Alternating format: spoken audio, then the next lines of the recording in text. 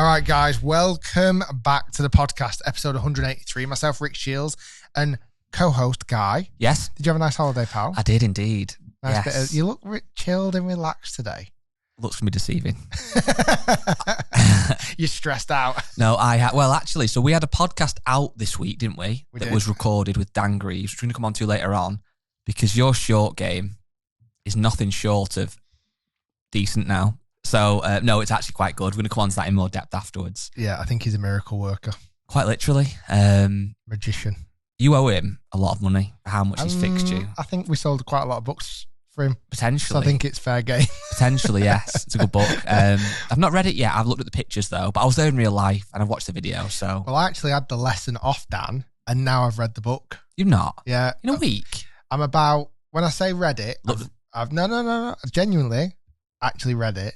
It's by the side of my bed, and I reckon I've done at least 80% of the book. Wow. So yeah, I'm up to like pitching next. I thought you said the pictures because that was the best bit. Wow, that's I'm up good. to pitching, so it's helped me kind of solidify what I learned on the day. But yeah, hopefully you enjoyed last week's episode. Thank you for sticking with us with the sound. I know there was a few little issues. We recorded it outside, yes, which was my call. That was definitely my call. It was. But when we're on site, to be honest, it was probably the best place we could have I think done as it. well, if we were only doing audio, there was some rooms at Woburn that would have been fine. But then we wanted to do visual as well. Correct. You want a room that looks nice, and Woburn naturally want to give us a room that they're kind of proud of as well. And to get the two hand in hand was quite difficult. So outside it was. And it was a busy day. There was lots going on. So yeah. I think the audio still worked really well. But yeah, Dan, fantastic session. But we want to kind of dive into a few things. First off, thank you for everybody for their messages of concern. Yes. Like, genuinely, I know I got a lot, and I know you got a few as well. Like, did. people literally saying, are you okay?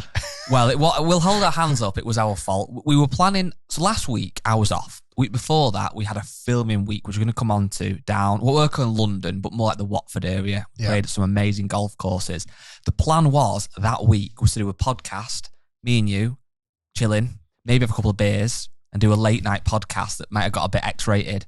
That sounds a bit weird, actually. Not X-rated. What's the word? 18 and over. Yeah, still a bit weird. Might have swore occasionally, potentially, and had a beer or something. A bit risque. That sounds a bit more weird again. a bit raunchy. We were going to drink and do a podcast. We just drank instead. We forgot to press record. Yeah. So anyway, we didn't have a podcast that week. We did say one was coming to people like, where's the podcast? Then there was no Break 75 because we had it kind of 80% ready and it wasn't quite where we want it to be. So we delayed that a week, thankfully, and it came out really well. I think it did anyway. S&A, which we'll come on to, was an awesome venue. I think, to be honest, it's probably something we've learned. I think over the time of doing YouTube, it's been 11 years now, celebrated 11 years last week, is sometimes like now, because it's such a beast, and you know, on the main channel we've uploaded like 2,500 videos, you know, people really see that content as their weekly viewing experience. Correct. And you know, we have to treat it like that now, and to be honest, we'll hold our hands up. We should have communicated it better. Correct. To you, the audience. You deserve that. Correct. However, unless you actually does... Yes, but even then, if you put something on Twitter, a lot of people who watch videos don't use Twitter. If you put something on Instagram, a lot of people... Unless it's the actual video saying there's no videos coming, which kind of defeats the object, people wouldn't see it anyway. But yeah, thankfully, we have got so many videos filmed. Yeah. Arguably too many, I would say. I'm stressed at how many we've got. It's good. We're in a good position. We've done something new, and we landed last week or 2 weeks now at the Grove. I drove, but that's it. You. We pulled up. I got a helicopter. Of course. No, we based ourselves at the Grove, and from there we filmed several Break 75s at different places: the Grove, Woburn, Sunningdale Heath, Ashridge. We also filmed the lesson with Dan and did a podcast with Dan. And it's the first week we've done like a block week filming like that for an awful long time, and it was good. There was lots of positives out of it. So be rest assured, there's plenty of content in the bank. Yes. Being churned out by the lads at the moment, edited. So for the foreseeable future, and we endeavour to do this for the rest of the year, there will be 2 videos a week. Yes, and a podcast, and this review channel that people have heard a lot about. And there's rumours. It's almost like an old wives' tale. You heard about Rick Shiels' review channel? Oh, that never existed. It's coming. It's getting closer by the day. The studio, which is about 3 doors down from where we are right now, I'm going to say it. It's the best indoor golf studio. Full stop, period, end. Agreed. We've also got a new member of staff who's joined the team to head up that channel. So he's going to do all the editing, all the production. It's exciting. Yeah. Our mission for that review channel is we're going to drop a main tour of the review channel studio on the main channel. Yes. So we're going to show you everything that's in the new review studio, which I'm really excited about. And then we endeavour to drop the first review on that channel by the end of May. Yes. So thank you already for everyone that subscribed. Yes. Are we? Is it up to like 60,000 now? It's something like that. So thank you everybody that subscribed. Our mission is to hit 100,000 within the first month of the channel being uploaded. Nice. Let's get a nice silver plaque in there. And then, like I say, every single week, there's going to be brand new golf equipment reviews going on that channel. It is, believe me, I know we teased this pre-Christmas and we went a bit premature in the teasing of it, but we didn't realise how much went into it. It is going to blow your socks off when you see it.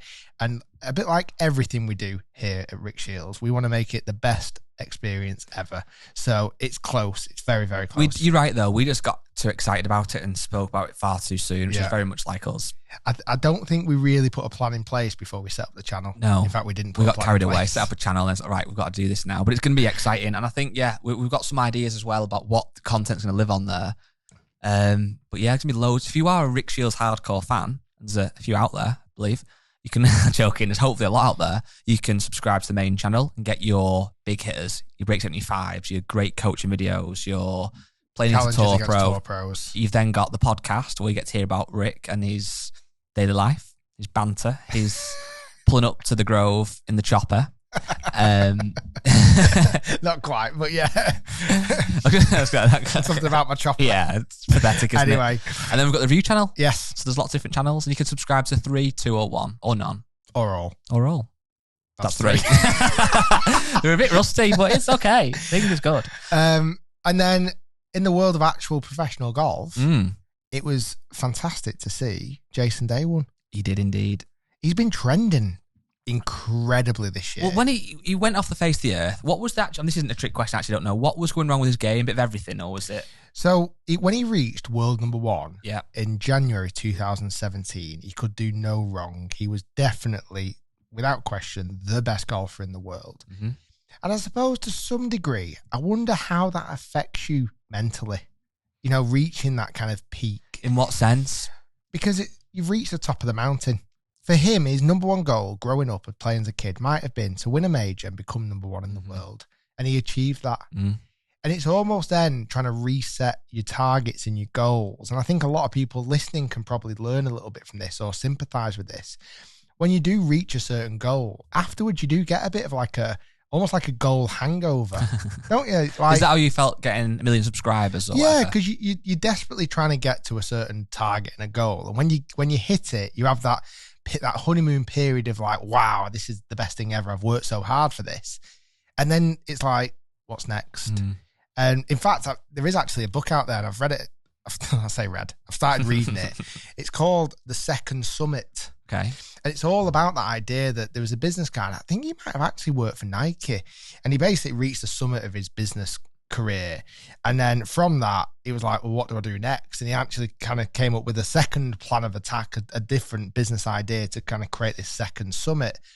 I suppose for someone like a Jason Day, I'm not saying that this is it, but it might have been the fact he reached such heights and it was like, what's next? Some people might have ambitions of 10 majors and becoming number 1 for 10 years, but others might have just got to that goal and then not been able to reset those goals. Yeah, very true. And that might be like trying to break a certain score. Like if you go out and try and break 100, once you finally shoot in the 90s, it's like, right, I've got to reset those goals now. That's almost to its very definition of why golf is so addictive, because you might take this game up and your first objective might be, I literally want to just play 18 holes and keep a score. That might be your first goal. You do that and you shoot 133. Yeah. It's like, right, breaking 100's the next goal. The next goal might even just be to make a bogey. Yeah, exactly. Or a par. And you do these things and you break. I remember we did a video with John Robbins, who's been on the channel many times, been on the podcast 3 times, I believe. I remember him saying, what was it? It was something along the lines of he'd be happy when he could break 90, I think he said to us. And I was like, John, that's a great achievement, but you won't be happy. He's like, oh, I will. And inevitably he shoots an 87 and next thing it's, want to break 85, want to break 80. Golfers, you never really, and maybe that's the case. If world number 1 is such a pinnacle moment, if you do hit that, maybe it is a case of what next? Or maybe it's the pressure of everyone chasing you. Yeah. Maybe that's too much. Yeah. I don't know. You've got a target on your back then, haven't you? Absolutely. Everybody wants to hunt you down. And that's what makes Tiger's dominance so extraordinary. Because like everybody wanted to beat him and he could still hold everybody off. That drove him on, didn't it? It did. There'll be some people, and again, this might not be Jason Day, but there'll be some people you'd imagine who get to that spot and almost can't handle it. Like when people throw away the lead. Yeah. I think another thing as well from memory, didn't Jason Day go quite a big transformation with his body and his strength and his physique? I can't really remember. I'm sure he started chasing a bit of distance. He did get better shit when he went to Nike. Yeah. I remember from the Adidas stuff. And he kind of started to get a little bit more ripped and started to work on that to try and, again, that might have been his way to try and elevate his game. Because you actually see it quite a lot when, and we spoke about this with actually Tommy Fleetwood in the podcast, when you turn professional and you end up becoming on tour, you feel like you almost have to change things. Mm-hmm.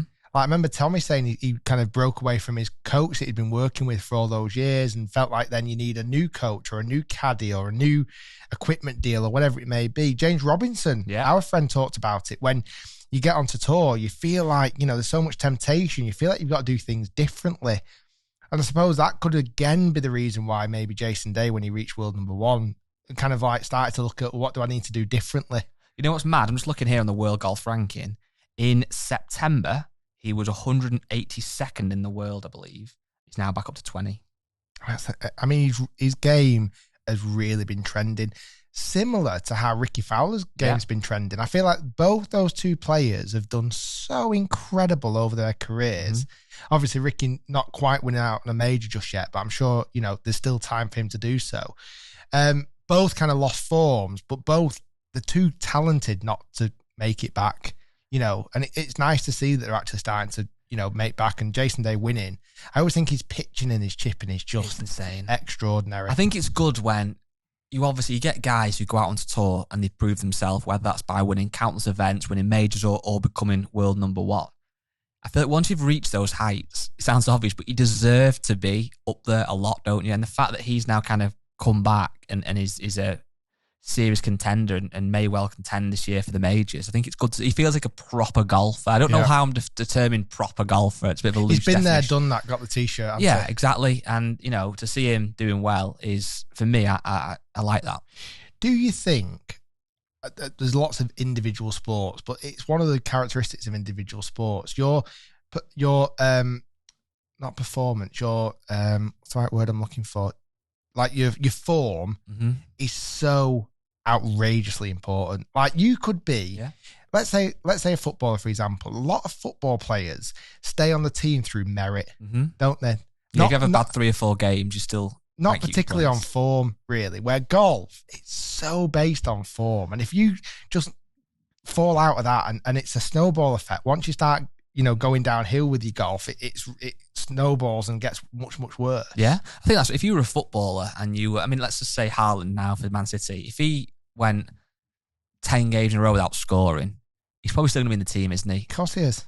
But in golf, if you miss 10 cuts in a row, it's quite different, isn't it? And the other thing with Haaland, let's say he doesn't score for 10 games, and then on his 11th game he scores, picks that confidence back up, and then next time where golf, it feels like if you're a tour pro and you miss 10 cuts in a row, you're probably likely going to miss the 11th, the 12th. It just gets worse, and then you're losing your card. Do you think though there's almost, in golf, sounds like there's more things to go wrong? Of course there is. Like you could be hitting it really well, but your putting's terrible, you can't hold a putt. You could be the opposite. You could be putting very well, but just can't hit the shots you want to hit. You could be mentally. You could, I feel physically, like you might be having an injury or. Like if you were, it's hard to compare, but if you were a footballer, a striker, and the ball comes at you and it's in an open net, you could miss it. But it's almost so quick, you don't have time to panic about it. But in golf, if you've got a half decent round going and you suddenly start thinking, oh, that next hole's a tough hole and there's water down, isn't it going that water left, but then it's out of bounds right. Like your head can go. You've got so much time for your head to go. It's hard. It's intense. It's very, very easy to overthink in golf, isn't it? I don't get how these guys do it for 4 days in a row competitively, then jump on a plane to wherever, then have a practice round pretty much, then go into it again the following week. I know they don't do it every single week, the top guys, but they do have weeks where it's 3 or 4 events in a row. Must be hard. It must be incredibly mentally draining. Yeah. On a flip side, LIV was an event this week. Yeah. DJ won it in the playoff, I believe. And like, it feels like there's a lot of LIV events happening in a quite a close window at the moment. I think wasn't one last week, was there? So there was obviously Orlando, wasn't that long ago. Then they went to Adelaide, and then after Adelaide they went to Singapore, and then it's back in Tulsa now. Like, it feels like 4 events in a really short window. There's one May 26th, and then there's Valderrama the month after, then the London one. I think I'm going to go to London and have a look at it. I went last year to see what it was like.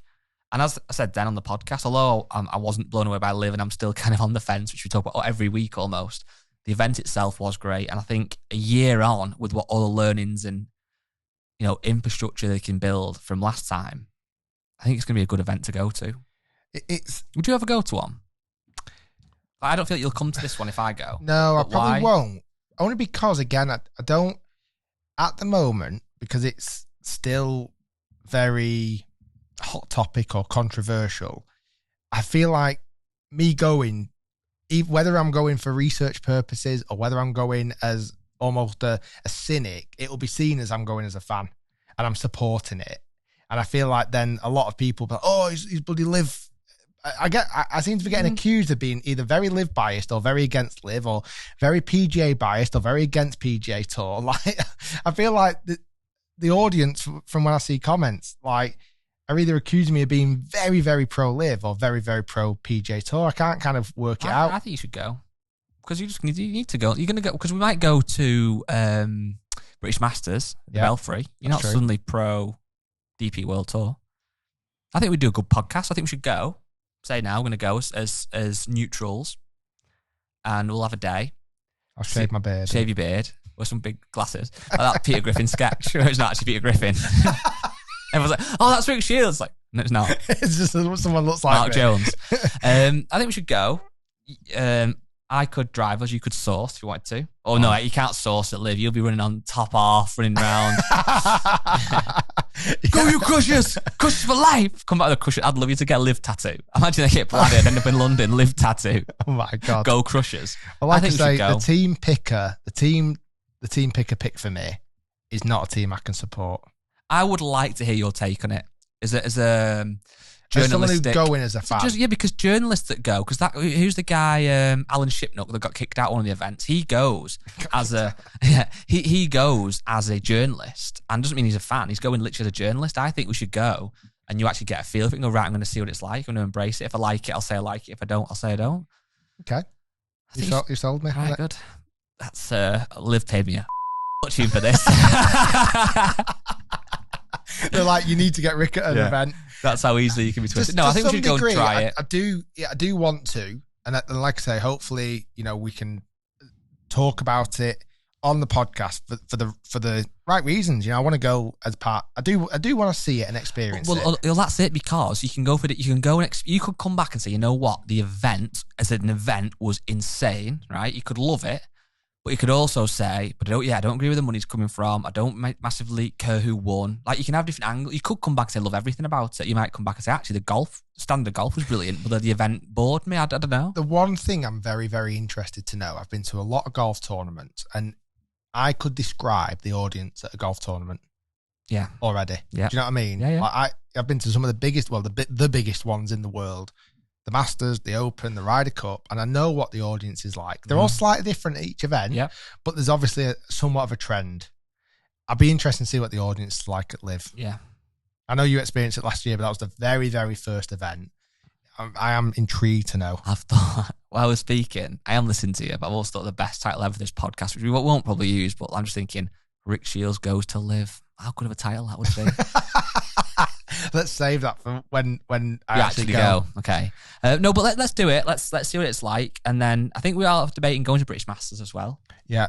Maybe. When is that similar time frame? That's soonish, I think. Would it be quite interesting to see the difference in events? And then obviously going to be the Open. Yes. Which I'm very, very much excited for. It's on our doorstep. Do you feel... I feel weird about the Open this year. Talk to me. I don't know if just last year it was so hyped up. I feel like this year you can't even get close to that hype for the Open. You're right. Like I feel like last year it was so like the build up of it all, like St Andrews, 150th, Tiger, all this jazz. Like it felt really big, and I feel a bit like that's not built. It's hard to replicate each and every year. I think you're right. I think when you had any Open at the old course feels different because it's the old course. It going to feel different. It has that feeling of history, and it was where golf was invented. With it being the 150th and the Open and the R&A did a very good job of pumping out that message, this is where it all began and all this kind of stuff. Inevitably, that Open felt 10 times bigger than anyone I've ever been to before. Felt really elevated. Absolutely. The fact that we also went working in St Andrews about 10 times that year, I think also to us, every time we go, there'd be a bit more infrastructure, a bit more of a buzz. It was getting closer and closer and closer. I think sadly, I suppose, off the back of that, what kind of goes up must come down, so to speak. It's not like the Masters where you can almost build it every year to some degree, because the Masters can, in theory, get better every single year. The Open can't. When the Open's not at the old course, it can't be as good as the ones at the old. In my opinion, that doesn't mean the actual event itself can't be. You can have some very exciting ones and great winners, but I think the pre-tournament build-up is always most exciting at the old course. Would you agree? Yeah, no, well, yeah. More so last year than I've ever known before. I suppose the one before that was 2015. I wasn't doing this job. You were kind of doing but you probably still weren't thinking of it maybe the same. I also think the Open in that 5-year window has changed a lot. Yeah. Like, it's a big event. I remember back in like 2015, you could just rock up on the door and still buy tickets on the day. Yeah, not the like case now. It's sold. Portrush changed it. Well, didn't they have to ballot Portrush because of the infrastructure? Royal Portrush changed the Open in a way that it's just magnified the eyeballs on it, I believe. Mm-hmm. Like, it's made it more of like people, there's a ballot now 12 months earlier. You've got to apply for tickets. To some degree, it's a little bit of a shame it's not as open. I have mixed feelings on it. Because again, it used to be, if it was a nice Sunday, if it's a nice Thursday and you wanted to go and, you want a fan of golf, wanted to take little Jimmy who's never been to a golf event, you could almost guarantee you walk up to the door and you buy a ticket. You can't do that anymore. Like you have to plan these things a little bit more in advance. It's a tough one because in one sense I agree. I do agree with you. It's a shame that people can't just turn up on the day and experience the Open. But it also is a good thing that golf's now got such a fan base where it sells out and it can't be over capacity and they have to put restriction on the numbers and they have to do it advanced. It's a good thing, I guess. Mm-hmm. And people like yourself maybe to blame for that in a good way, that you're making golf more accessible and cooler and more people are following it. Therefore, it is selling out quicker. Yeah, it's since Portrush, it's really, really changed. It's become and it's not a bad way again, it's become a commercial monster. Mm-hmm. Like, it's really grown arms and legs and it's attracting a much, much bigger audience now of people, like you say, live wanting to go and watch. The Open, obviously I've never been to the Masters yet, but the Open, the experience, I think is brilliant. I would always, I know it's quite expensive. I think a few of my mates have got tickets this year, actually. They decided to go. They've been put off before about the price of it. I think it's 75, 80 quid a ticket now, which is a lot of money. But if you want to, you can literally go from 6 in the morning till 9 at night. Yeah. In terms of value for money, it's actually quite good, although it's expensive, if that kind of makes sense. But it's something I would always urge, if you're able to and you're in the area or you can afford to go to an Open. It's incredible. What do you think at the moment with all of these kind of LIV players resigning from DP World Tour? Like, it seems like it feels like a real end of the fun. DP World Tour will suffer. 100%. I feel, yeah, like DP World Tour at the moment, I don't really know what's happening with it. No. I'm not finding myself watching it.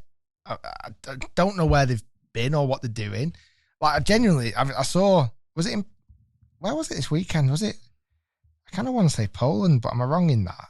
It was, Viv, is that Sweden? I don't know. It feels like it's really lost its way.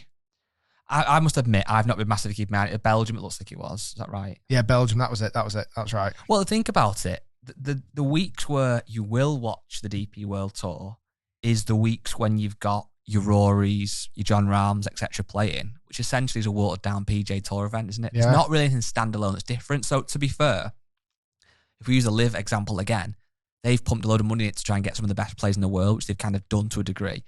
And at least they've tried to make the format different in the sense of the shotgun start and the 3 rounds. It's not that massively innovative, is it? But it's a bit different. The DP World Tour is obviously 4 rounds of stroke play, some great golf course, admittedly. But I suppose as well, when you're watching the PJ Tour and somebody wins an event, i.e. Jason Day, so in theory, he is the best golfer on the planet that week, isn't he, ultimately? Yep. I know you've got LIV now, but ultimately... Sounds bad and no disrespect because someone who's won on the DP World Tour is amazing at golf, clearly. But it's almost like the level down, isn't it? It's kind of like I'm not as feels excited. Like a real stepping stone at the moment. Well, it is, isn't it?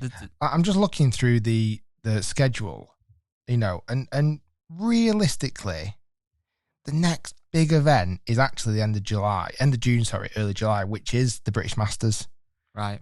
And then it's got the Genesis Open, which is a Rolex event. Is the British Masters actually that much of a bigger one? Or is it just the fact that we think it is because it's the British Masters?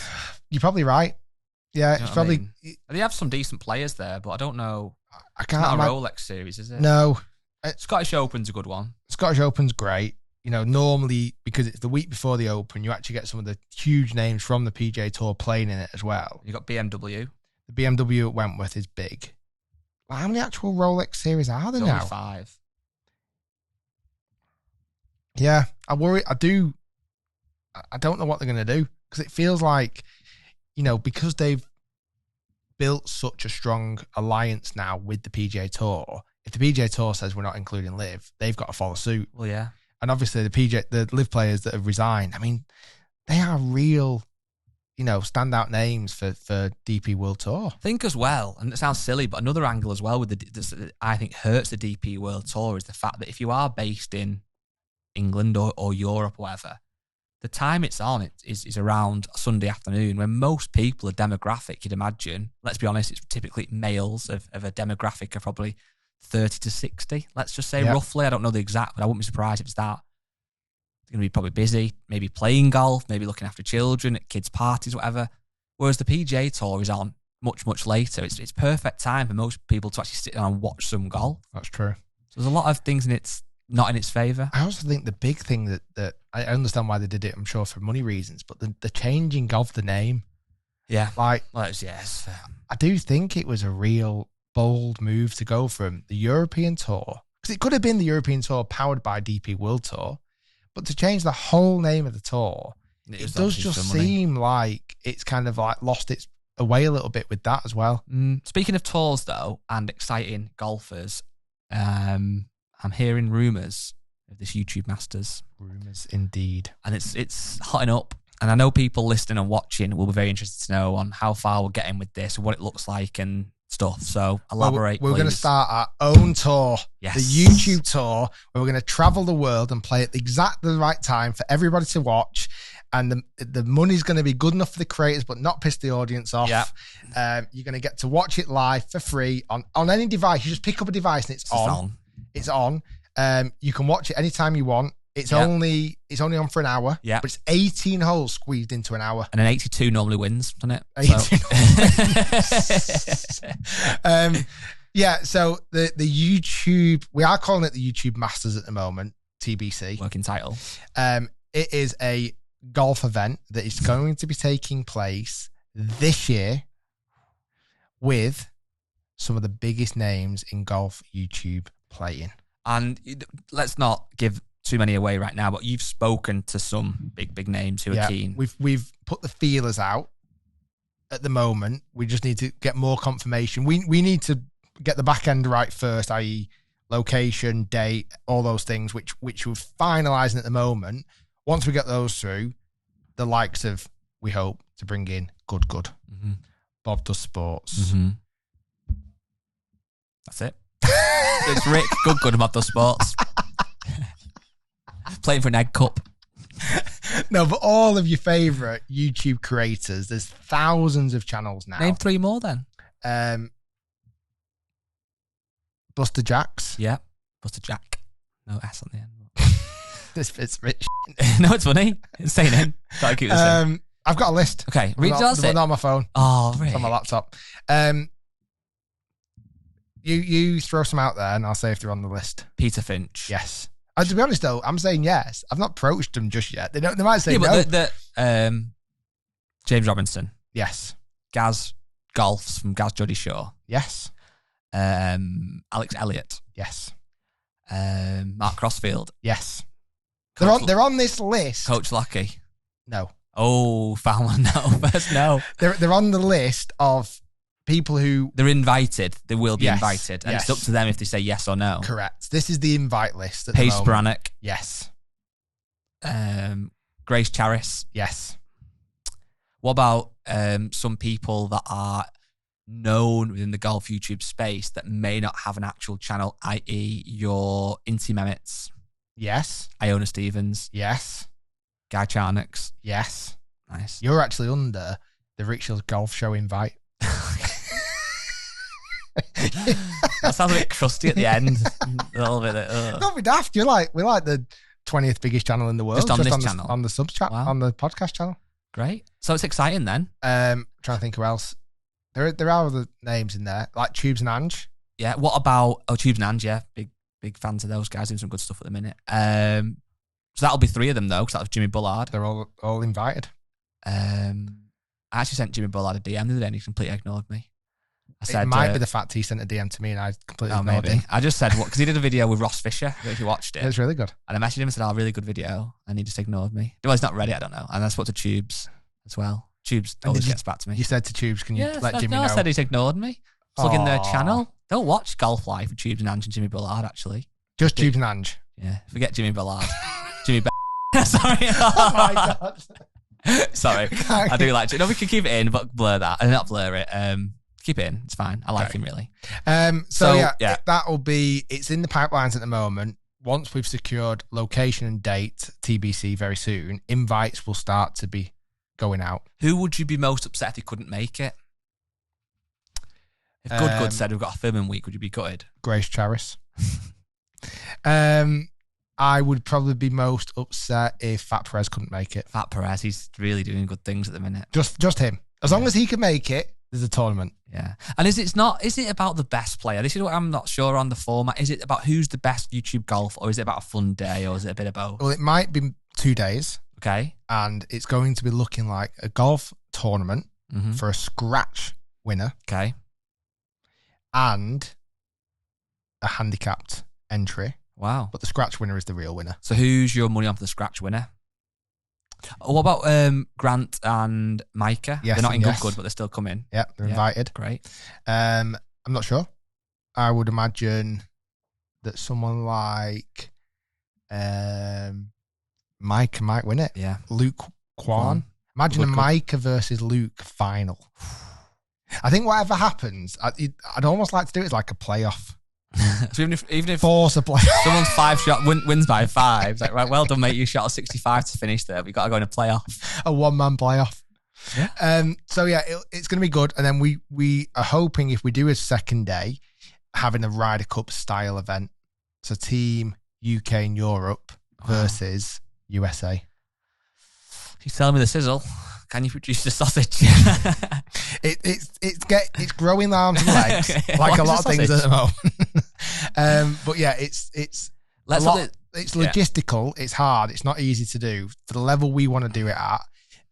But stay tuned. It is. So we started the podcast off by saying we spoke about the review channel too early. Let's hope we're not doing that with this. No, this will happen this year. Will happen this year. Nice. And then I feel like we're going off track here. No, it's fine. This is good. What else is coming up? So the other thing I was going to ask you about is I'm a viewer of Shiels Golf, as you know. I'm a subscriber. Never leave a comment or like videos, but I subscribe. And I was watching your recent episode of Break 75, Southport and Ainsdale. You filmed with that young Guy Charnock character. I thought it was a decent episode. Everyone said you look ripped. Yeah, a bit, bit ripped, bit fat, a bit of a mix at the minute. You're bulking. Bulking, yeah. It's a combination of eating too much and doing weights twice a week. But it's like baby fat. Baby fat a little bit. Because you've had a baby. Yeah. Put a bit of fat when you have a baby. Exactly. Need to, produce the milk somehow. That doesn't even make sense. But, so anyway, I was watching it. I was enjoying it. And I was watching this video thinking, wait a minute. I am influenced by Rick Shiels, okay? And I went out and I bought a pair of Echo golf shoes because Rick Shiels wears them. I'm now watching Break 75.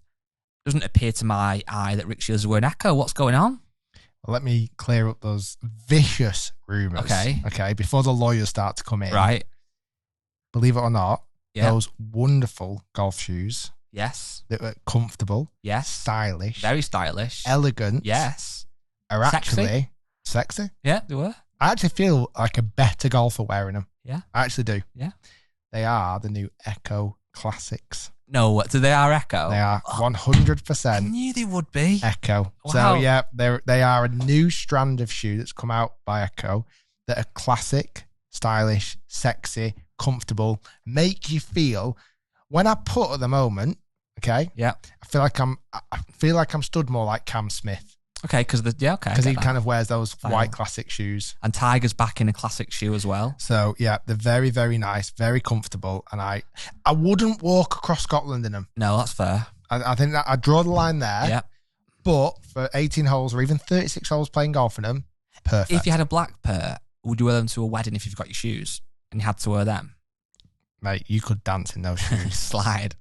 Well, they're not because they've got grip. This is the question I've got, though, and I've heard you say this about them, and I trust you. I do, a bit. But are they actually comfy? Yes. Wow. That was, I believe that. So comfy. Wow. They are. If you are looking for a classic shoe that looks fantastic and are comfortable and light and sexy, Echo Classic. Ding. Don't know why I needed to wink. No, you got a bit too sexy, Rick. Take the top off. Put your nipples away. So we've got some questions as well from our I'm trying to think of a good adjective, sound listeners and viewers. Boss really, really good. Do you feel we're quite rusty with this podcast today? Do you know, these are the best, trust me. These rust is what you want. Okay. They must spin. My pants are terrible today. Hopefully you're all enjoying it. Yeah. So do you not think it's good? It just feels a bit rusty in parts. What do you think, Sam? Yeah, so we've not got Matt on it today. We've got Sam behind the camera, and he said it's fantastic. So that'll do for me. So yeah, our Facebook group members have asked some questions, Rick. So I'm going to give them to you. Fire away. So this one is from a guy. He must be Swedish because it's quite a... his name is Truls, I think you say it. He said, why do I hit my golf clubs straight and far on the range, but short and curved on the course? The word curved is what sold it to me. I think hitting golf shots on a driving range is so different to the golf course. Like it's actually ridiculously different, isn't it? Yeah. I think there's a couple of things. One, the mat, if you're hitting off mats, can really disguise a lot of bad strikes, can't they? Yeah, absolutely. Like you can hit and it still bounces up. You feel like you could be flushing it on a driving range and off a mat, and you unless you're really being quite, strict with yourself and noticing where your strike is, you could fat every single shot. Yeah. Think you've had a good practice session, go to the golf course and not be able to hit it further than 50 yards. Just on that with flushing, I'm going to have to give huge kudos here to TaylorMade. Have you seen the half an hour long video of the TaylorMade guys in the range? Is it good? Have you seen it, Sam?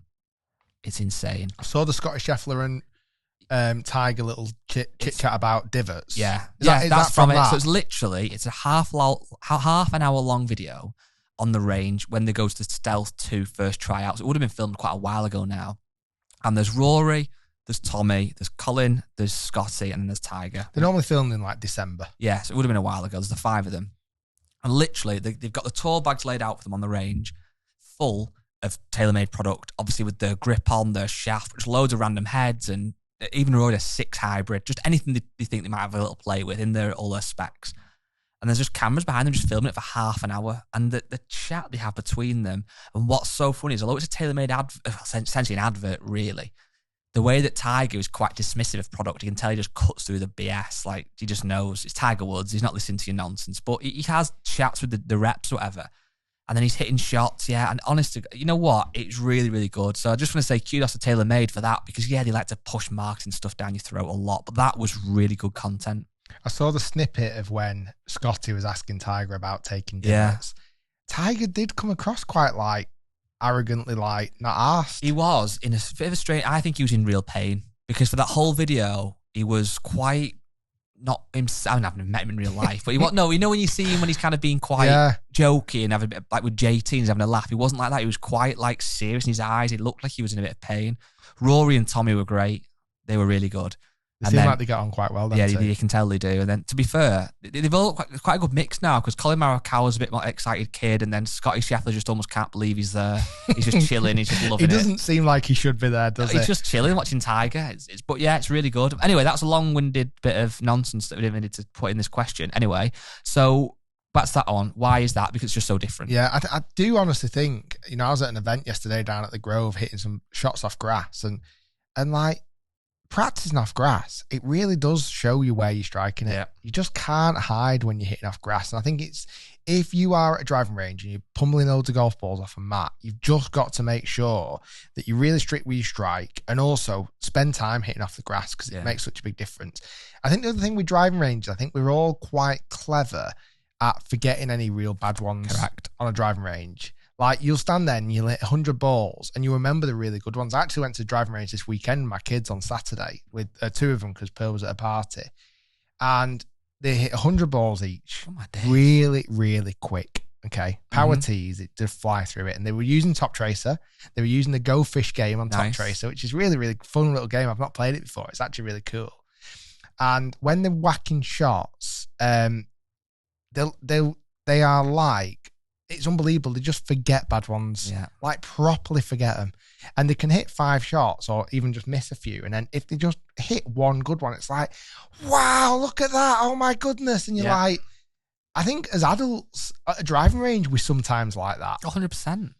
I think on a golf course, we're very different. Well, also as well, naturally you will be, but your bad shot on the golf course will put you in a horrible shot for your next one. So if you thin a shot and it goes into the trees or whatever, your next shot, you're in the trees. So it's like more evident of what you've done to get to that situation, isn't it? I really think we forget good shots on the course. Good shots? Yeah. I think we forget about them. Almost discard them to some degree, and only really highlight the bad ones. Unless you've hit an unbelievable shot. Yeah. But you generally focus on the bad ones, don't you? I think as well, when you're on the range, another thing is, I do this a lot, you think you're hitting it well on the range because of strike. But actually, if you take a step back and look at the direction of the shots, not actually going that close. I'll be at the range, let's just say, and I'll hit a 4-iron and go, oh my days, I crunch that. And you actually look at where it's gone and think, well, if that was actually going to a green, I would have missed the green. Yeah. On the golf course, that might put in a pot bunker. It might not go up and water down. Hazard. Exactly. So it's like out of bounds even. The best way of this, and this isn't just another plug for Top Tracer, but the Top Tracer 30. Yeah. It's insane how difficult that is. You've got to hit 30 shots in order, and it gives you a handicap at the end of it. I'm sure you've done it yourself. And if you're not on, you see how much 10 yards right or 10 yards left can make a difference. Yeah. You know what is mad, again, taking my kids and went to a Top Tracer range, is how quick they have adapted to almost technology on a range. Like, they'll hit a shot, they'll kind of watch it mid-flight, and then straight away they turn into the screen. But it really did make it fun for them. Like, they really enjoyed this kind of challenge of trying to get these fish and hit these sharks and all sorts. It was good. You know what the weekend, you asked me at the start, I went to Centre Parks for the week, and there's actually a driving range at Centre Parks. Yeah. And I had a little wander at one afternoon, so I didn't take my clubs or anything, obviously. And I looked, and to be fair, actually, I was quite impressed. The mats were really good condition. Yeah. I thought they'd be knackered and all, but they weren't. And the range was looked okay. There was one guy grinding, they had a TaylorMade cap on, he obviously brought all his gear. And I thought, fair play, he's grinding. And there was a couple, there was a family, there was a man and I guess it was his wife, who were maybe mid to late 40s, possibly early 50s, like a daughter, maybe mid 20s. And they were walking back down to the hut where they hired the clubs from. They had like old hired battered drivers or whatever. And it sounds silly, but I thought, I wonder what, they're on holiday at Centre Park. It's quite an active holiday, admittedly. You might do a bit of whatever, swimming or whatever you might want to do. I wonder what it is about golf that's made them think we're going to go and hire a golf club and whack some golf balls. I think it is just that. It's whacking golf balls, isn't it? Of course it is. And sorry, did you say that did one of them look like a golfer? No, so there was a random guy on the range who Yeah. was a golfer. He was nothing to do with this. There was a couple who were not golfers and the daughter who was like an adult as well. And they'd got a driver in hand each, steel shaft, battered head, obviously just hired it. One each. And I'm guessing they had a good time. They were walking back as I got there, so I didn't see them hit any balls. But they've obviously thought out of their day, oh yeah, let's go to the driving range, let's whack some golf balls. I was thinking to myself, like, sounds silly, but I wonder what it is that sparked that interest, if it's just the idea of just whacking a ball as hard as they can, or like, why do people that aren't golfers end up going to the driving range? Because if we knew the answer to that, that would maybe help us get more people doing that. Yeah, I wonder. Do you know what I mean? It's a really good question. Like, why would a random man and his wife on the holiday go and hit balls? They could have gone in the swimming pool. They could have gone to do badminton. They could have gone on bikes, segways. But then again, why would they go and do any of that stuff? But having said that, though, bar the one guy that was grinding and these couple that were walking away, there was nobody else on the range.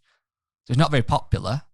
But yeah, I bet the mini golf was. Yeah, rammed. Because the mini golf there at Centre Parks is really good, yeah. and it's always busy. Yeah, because I think people know what to expect from mini golf.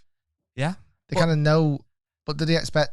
Would you know fully what to do if you went to a driving range? I don't know, but I feel like if I went to driving range as a non-golfer, the one thing I would want to do is just hit it as hard as I could. Yeah, with the big head. Yeah, I don't know what it's called. That big one, the big one. I hit it. Maybe isn't there a range around here? What's it called? Boomers and swingers. Yeah. And that's very much about whacking. Yeah. You have like a tank on the range. It's just literally going to whack balls. And I quite like that. I love top tracer ranges, don't get me wrong. I love quite serious golfers ranges. But I love this idea. And I tell you what, I went to Trafford Golf Centre, not this weekend, the one before, I think on a Sunday, whatever it was, at a certain time. Nobody there's a golfer. You know what I think driving ranges like that should do? Or there should be an equipment firm that does this. Create big whacker clubs. Yeah, big 1000cc drive. Yeah, that's got lots of loft, but the length of like a 8-iron or a 7-iron. Because often when you see golfers go to a driving range, it's hard because of the length of the club. Yeah. Isn't it? 45 inches or so. And they've got a driver head that's a bit battered. But if you add, forget the rules of it needing to be 460cc, make it 550 for argument's sake, stick 16 degrees of loft on it. Yeah. So it still whacks it. You still get the big bright whacker colours head, maybe. Just so but you get a shaft length that's like a 6-iron. That's quite a good idea. And it's just like any hit just bounces. Yeah, it just bounces off the loft and goes up in the air. Call it the bulldozer. Yeah. And even the other thing, have a grip that almost puts your hands somewhat in the right position. I know there's been training grips that have done that before, but just a dead easy way of just going, make sure your thumbs are there, do that bit, and then just whack it. Oh, that's a good idea. Let's make one. I'm going to trademark that. The bulldozer. Big whackers. The big whacker. Okay, another question. Rick's big whacker. It's not that big. I wouldn't know. Andrew Morgan has said, instead of rolling the golf ball back, why not limit the pros to 10 clubs in their bag for tournaments? Would we see more shot makers win tournaments? I think there's so many more ways they could limit professional golf than rolling the ball back. Mm-hmm. The more I think about it, I hate it. I hate so much of it. I think driver shaft lengths could be it. I think loft limits could be it. Because then it still doesn't feel that different. I'm not sure on the length of shaft. I just think that would punish taller players. Yeah, true. But I think like loft limits or I feel like less clubs would be a good one. Less clubs would be a really good one. What would your 10 clubs be? So basically taking 4 out. What 4 clubs would you take out the bag? We'd have to come up with a different loft setup. I mean, I'd almost just take out like a 9-iron, a sand wedge, and a lob wedge. Take them out? Yeah. So what would you have as a wedge then? So like you'd still have your gap wedge and your sand wedge and a pitch. Oh, I'm with you. So you'd kind of alternate clubs. Take out a lob wedge, that's 1. So lob wedge, gap wedge, 9-iron. That's going to be 3. You got to take 1 more. 4-iron or 2-iron or 5 wood or 3 wood. That'd be quite good though. It would more be creativity. Really or if you even just had the most lofted club, has to be 56. Things like that. There's other ways, I guess. But do you think there should be a tour event with only 4 clubs? I love it. I tell you what, I think there should be a tour event. as soon as you lose a ball, you're out. And it would still be lowest score wins though, obviously. Yeah. But as soon as you lose your golf ball, so you could be on the last 6 under, and I'm 2 under. So you're gonna win, but you go in the water. Yeah. And I just par it, so I win. Yeah, that'd be quite good. That'd be That's what LIV did. Is this what LIV should do more of? Do you think, or does it get a bit too gimmicky? I actually just feel like it's too samey every event at the moment. That's what I'm saying. Should the tours do more stuff like this? Yeah. I really, I feel like there should be tournaments where I know they do the Zurich Classic. Is it Zurich Classic where it's pairs, alternate shots? I can't remember. I'd love a tournament where you're in a pair, okay, and day 1, I hit all the full shots, you put. Day 2, you hit all the full shots, I put. Yeah. Like you could even do 36 holes in a day. I just feel like there should be more styles of events, but then does it take away? I don't know. It's the only thing it takes away is the credibility of like Jason Day's win this weekend. He was the best golfer on the planet, arguably. He's not the best golfer that didn't lose the ball. Correct. Oh, he's not the best golfer with 4 clubs. Yeah, exactly. But anyway, it's a good question. A quick one for you from Jamie Holland. Where is the best Guinness Rick has ever tasted? You're a guy who likes Guinness. Have you ever had a pint and thought, that's better than the rest? Yeah. Where? Dublin. Done. Standard answer, really, isn't it? Yeah, the home of Guinness. Stephen Noble, and this is the one I'm picking up because I think there's actually some merit in this. First things first, did you see my Instagram story the other day of my ball speed? No. You not see it? Do you see it, Sam? 169. Sheesh. That's at Trafford, not stupid swings. Okay. Just so you're aware of that. On the record. Yeah. Stephen Noble said, is Guy still 12 yards longer off the tee than Rick, or has that changed? I actually feel like you are. I was going to say this. Before this last trip, I know. I've gained a bit, haven't I? A sneaky little bit. I know. I can see it in your eyes, I felt like that 12 yards was a bit of a running joke. Yeah. One time at Formby Hall and Correct. all this jazz, right? And I wouldn't then say for a long period of time, I kind of brushed it off like whatever. More recently, there's been times where I've gone, I can't hit a driver better. Yeah. Keep talking. And yes, you've hit it 10 to 12 yards longer. Yeah. Opening my hips up more. Is that what it is? Yeah. On my way back, still not doing it correct enough. Opening my right hip up more, I feel like I am. And it's honest to God, my ball speed is like 168 at Trafford every shot. Yeah. So I must be in a little bit, still massively early extending, but a little bit more rotation. Should I focus a lot more on distance? Well, if you're happy with me being 12 yards longer, if you can I think I need to focus more on distance. Your chipping sorted. Let's get you on taught this, right? The problem is at the moment, and you'll see this from videos that are coming up, golf is a weird game. Yes. Where it's a lot of spinning plates. Yes. You got to spin your putting plate. Yeah. Spin your chipping, your pitching, your irons, your driver, your sand saves, your mental game. Yes. All these, right? Yes. And when you focus on just one, they all fall down. Correct. And they all bloody smash on the floor, and you got to go and buy a new plate to spin it again. Yeah, I agree. And I've had exactly that recently. Driving was great, putting went off, vice versa. I think that's, again, the addiction. There'll never be a day where everything goes right, surely. There won't be. Maybe there'll be one in your golfing life, but I can't see it. I can't. I'd love to have the perfect day. Any ability, regardless, we could shoot the best score that we are capable of shooting. 100% you'll still look back at it and go, I could have done better. Yeah. Couldn't you? Yeah, 100%. Unless you are literally shooting a 59, which we are not capable of doing. No. You'll always look back at it and go, do you remember that little 6-footer I missed coming down the hill, that slippery one where I just underread it? Yeah, it's I'm getting close to having a round of golf where, for me, everything goes well, but then there's always something in there. And even then, there'll be a mental block. I'll get to a hole and think, I'm playing one level par through 16 holes, big smash out of bounds. See ya. Yeah, I'm not that guy. I can't do it. This is a good question, actually. I know I've got a little take on this. From Luke Jones, and he's put thoughts on the cost of a Titleist fitting at one of their centres. So, ironically, we're just being Woburn is the home of Titleist's Performance Institute, whatever you want to call it, the top, as far as I know, fitting centre in the UK. And I believe it's 500 quid for a fitting. And that doesn't come off the clubs. So you're paying £500, and then if you buy a set of irons, you add the £500 onto that. And from what I understand, they're full. Yes. Like, you know you can't what? book in this might go against the grain. I'm completely in favour of it. I think I've said it on the podcast before. I'm in favour of paying for a fitting. Yeah. I believe you should pay for a fitting. Yeah. And the fitter then provides you with the best fitting information they can. Mm-hmm. And that would go as far as even saying your clubs that you've currently got are perfect for you because you've paid for your fitting. Yeah. So the fitter's got what he needs out of it. He's making money from that fitting, which is fine because it's a service. If they sell clubs on top of that, great. But no, that driver, I'm going to tweet the loft. I can't be that driver. That's the best driver for you. Mm-hmm. But would you think should come off the price? No. If you pay for a fitting, and I would love to see I'd love to see fitting centres where you almost couldn't buy golf equipment. So it's almost like you go in, okay, and you get fitted for what is going to suit you, okay, and from that fitting you get the information that you need. So this is the length you're gonna need. This is the grip thickness. This is the lie angle. This is the weight that we believe is going to be perfect for you. Within your budget, these are the recommendations that you should look for, and then off you go. Yeah, and then go and buy them for wherever you want. You've got the information, but and they might from that whole almost prescription, that diagnosis of your golf swing might go, well, actually, one of the recommendations of drivers we've got is actually the one you've already got in your bag. Yeah.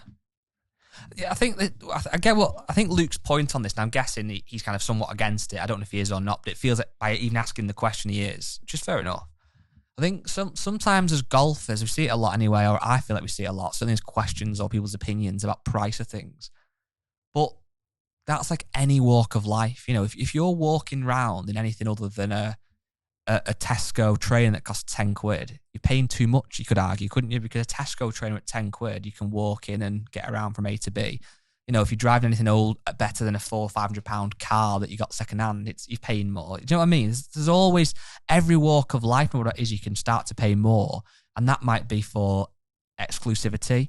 It might be for materials. It might be for almost clout. So, you know, a Rolex at 100 grand doesn't tell the time better than the £10 Casio. You're wearing that 100 grand Rolex for other reasons, aren't you? And it's like with golf and fitting, you know, you can go into your local golf store, American Golf or whoever, and get fitted for free on Titleist product. That's just part of it. And no disrespect to those places, but the level of fitting will be a certain level. If you go to Titleist Fitting Centre at Woburn or wherever, or any brand of fitting centre, not just Titleist where you have to pay for it, you're getting access to the absolute best-in-class fitters who know that product better than anybody else on the planet. You're hitting the best golf balls off grass. The experience from getting there and, you know, the service you would, I imagine, never been fitted there properly, but imagine the service you'll get is best in class. So you're not paying for a fitting as such. You're paying for that elevated experience. It'd be a bit like I'll use Jaguar for argument's sake at the moment, just because I can relate it easier. If you've got a Jaguar and you need it fixing, and you could take that Jaguar to get it fixed at Quick Fix, couldn't you? Yeah. New tyres, bit of a fill up of oil, and you go in to get a level of service for a level of price. Yeah. If you had the opportunity to be able to take your Jaguar to the Jaguar F1 team, and straight away they can fix it, put the tyres on within not only the highest possible specs you can possibly get in the quickest time by the most qualified people on the planet to do that, you got to pay for that service. And that's similar to these Titleist irons. You're not, at the end of it, your irons will still be somewhat the same, but you've had that absolutely first-in-class, best experience you can possibly have. Well, that's it as well. And I think sometimes it annoys me because, you know, golf is our sport, and I feel like it's part of me and I'm part of it or whatever, and we all do. We work in golf or play golf. When people then get carried away in this narrative that golf is too expensive because of things like this, where to get fit for irons is 500 quid. That's one of many, many aspects of golf. You don't have to spend that. You know, I don't have to drive a McLaren. Obviously, I don't drive a McLaren, but people... you have to. Yeah, people do.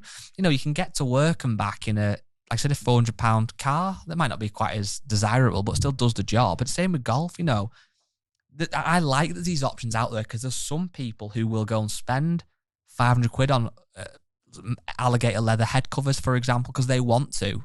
That doesn't mean that golf's expensive, does it? No. So I think it's just something to clear up that if you want that fitting, I'm sure it's great, but it's, yeah, anyway. And the last one is from Chris Gerling, and he says, what's Rick's best ever round of golf? He said, not necessarily your best score. I'm going to throw a caveat in here. You can't say Augusta. You